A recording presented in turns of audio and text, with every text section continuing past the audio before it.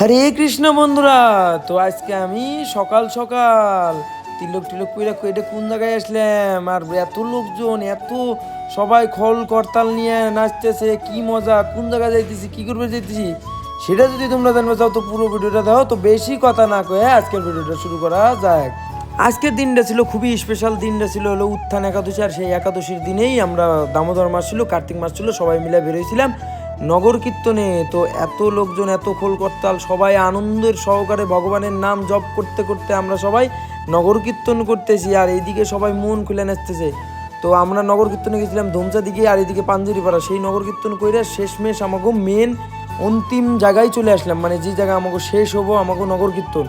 এই নগর কীর্তনে আমার সব বয়স্ক প্রভুজি মাতাজিরা সামনে বা দুই হাত বাহু তুইলে ভগবানের গান মুয়ে উচ্চারণ কইরা কইরা নাচপান নাচছিল, আর পিছিয়ে ছিল আমার ভাই বোনরা যারা হইলো আমার সমবয়সী বা আমার থেকে ছোটো, তারাও ভগবানের গানে দুই হাত বাহু তুলে মন পান খুশিতে নাচপান নাচছিল। আর এই ভিডিওতে যারা যারা আছো বা এই ভিডিও যারা যারা দেখতেছো, সবাই আমি একটা কথা কম, এই ভিডিওটাও শেয়ার করে সবার কাছে পৌঁছাই দাও যে ভগবানের গানেও মানুষ এতটা মজা করবে পারে, সেটা সবাইরে দেখাই দাও। আর তোমরাও লাইক শেয়ার কমেন্ট করবে, আর ভুলো না।